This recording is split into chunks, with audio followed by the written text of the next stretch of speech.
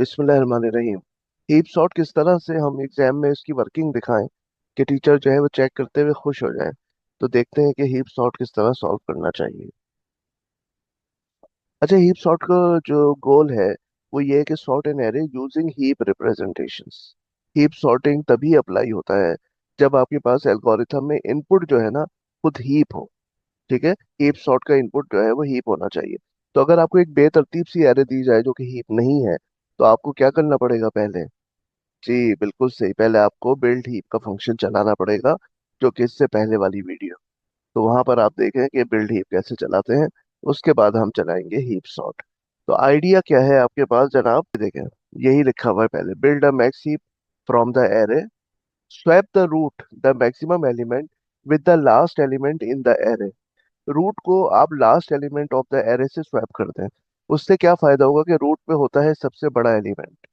ठीक है, वो चला जाएगा सबसे आखिरी पोजीशन पर एरे में, यानी वो अपनी सही जगह पर पहुंच जाएगा। Step number 3, discard this last node by decreasing the heap size. और जो लास्ट नोड पे जहाँ पे मैक्सिमम एलिमेंट आया है उसको आप डिस्कार्ड कर दें, यानी हीप से जुदा करके बाकी मानदा जो एलिमेंट्स हैं उन पे हीप कॉल करें। और ये इतनी जबरदस्त चीज होगी। ये देखिए, ये लास्ट एलिमेंट है ना, जब हम इसको स्वैप करके इसको तोड़ देंगे यहाँ से, तो बाकी जो हीप का स्ट्रक्चर है वो बर्बाद नहीं होगा। ये कितनी जबरदस्त चीज है। ये जो है ना, हीप के स्ट्रक्चर को मेंटेन करने के लिए है, ताकि जो हीप आपका बचे ना वो उसमें स्ट्रक्चरल प्रॉपर्टी वॉयलेट ना हो। लेकिन ऑर्डर प्रॉपर्टी तो वायलेट हो जाएगी जब आप रूट को स्वैप करेंगे आखिरी एलिमेंट से। तो आखिरी एलिमेंट तो बड़ा नहीं होगा, वो चला जाएगा रूट पे, जैसे यहाँ पे 2 जो है उधर चला जाएगा। तो क्या हो जाएगा? वायलेशन आ जाएगी। 4 और 3 जो है ये नीचे रह जाएंगे, जो कि 2 से बड़े हैं। अब क्या करें कि मैक्स सीपी5 का फंक्शन कॉल कर दीजिए आप। ये जो नए नया एलिमेंट यहाँ है, तो ये क्या कर देगा कि हीप में सुधार ले आएगा और ऑर्डर प्रॉपर्टी भी मेंटेन हो जाएगी। Repeat this process until only one node remains। और इस तरीके कार को, यानी इसको इसको हटा दें। इसको आप रिपीट करते रहें यहाँ तक के आपके पास एक नोड बच जाए। अब आइए देखते हैं कि इसको हम किस तरह से सॉल्व करें। सपोज करें कि आपको ये दिया हुआ है, ये हीप है। तसल्ली करें, ये हीप है, ये देख लें। 7 आपके पास रूट पर है, 4 और 3 उसके चिल्ड्रन है, और 4 के चिल्ड्रन है 1 और 2। ठीक है, अब यहाँ पर हम क्या करेंगे कि सबसे पहले तो स्वैपिंग होनी चाहिए 2 और 7 के दरमियान। ठीक है, 2 यहाँ चला जाएगा और 7 यहाँ पर आ जाएगा। तो सूरत हाल आपके पास किस तरह हो जाएगी? स्वैपिंग के बाद सूरत हाल ये हो जाएगी कि 2 यहाँ पर आ गया, और यहाँ 4 है, यहाँ पर 1 है, और यहाँ पर आपके पास क्या है? 3। ठीक है, और यहाँ जो 7 था ना, वो क्या हो गया? उसको तो आपने क्या कर दिया? डिटैच कर दिया यहाँ से। अब आपके पास 4 एलिमेंट्स बचे।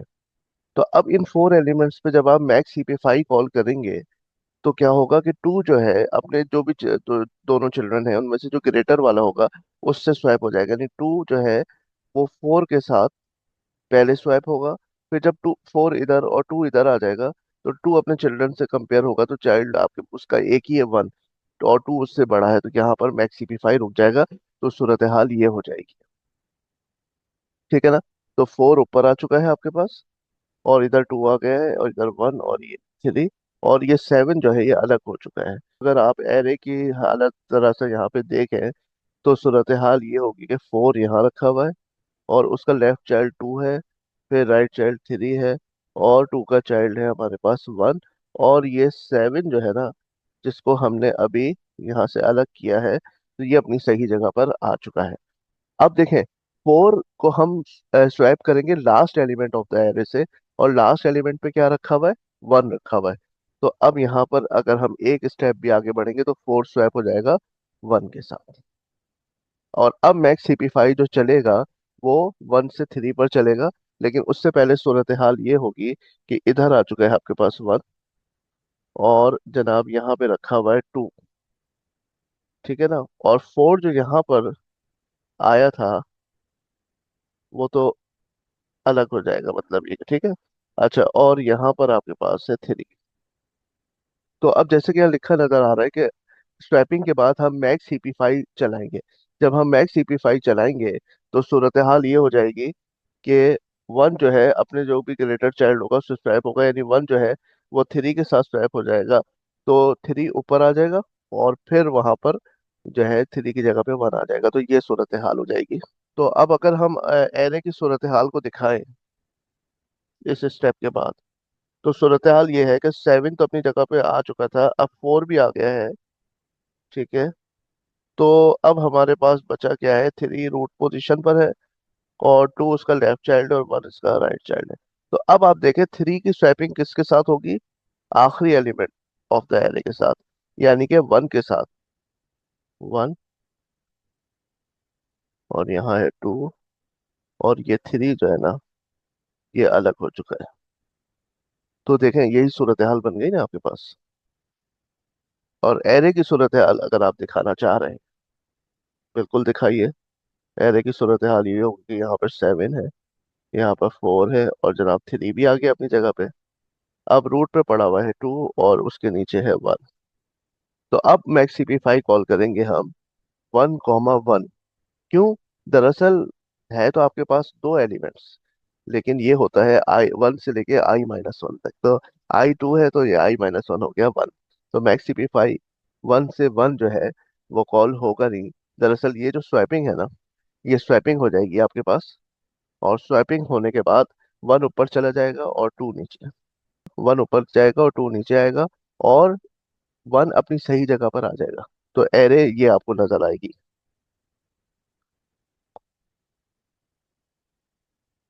अब जब ये स्वैपिंग हो जाएगी ना, तो टू इधर आ जाएगा और वन इधर आ जाएगा। तो अब इसको फर्दर कॉल करने की कोई भी जरूरत आपको नहीं है, क्योंकि जिस वक्त आप दो एलिमेंट होंगे और उनमें आप जब स्वैपिंग करेंगे, तो खुद ब खुद क्या हो जाएगा, जो रूट होगा वो सेकंड पोजीशन पे और जो छोटा होगा वो फर्स्ट पोजीशन पर आ जाएगा। अब यही चीज आप यहाँ पे हीप सॉर्ट के एल्गोरिथम में देख लीजिए। सबसे पहले हमारे पास हीप होना चाहिए, इनपुट ये है। अगर नहीं है तो बिल्ड मैक्स हीप का फंक्शन कॉल करें। इसके अलावा यहाँ पर आई जो है लेंथ ऑफ एरे से स्टार्ट होगा। जैसे मिसाल के तौर पे यहाँ पर फाइव एलिमेंट्स है ना, आई स्टार्ट हुआ आपके पास फाइव से, और फिफ्थ एलिमेंट जो था वो अपनी सही जगह पर आ गया। ठीक है, उसके बाद हमारे पास आई जो था वो था फोर। फिर हमारे पास आई चला थ्री, और आखिरी दफा आई जो है वो चलेगा टू के लिए, कि लेंथ ऑफ एरे से स्टार्ट होके टू तक जाएगा। और हम क्या करेंगे, सबसे पहले वन और आई के दरमियान में स्वैपिंग करेंगे। तो पहला हमारे पास आई क्या था, फाइव। तो वन और फाइव के दरमियान स्वैपिंग होगी।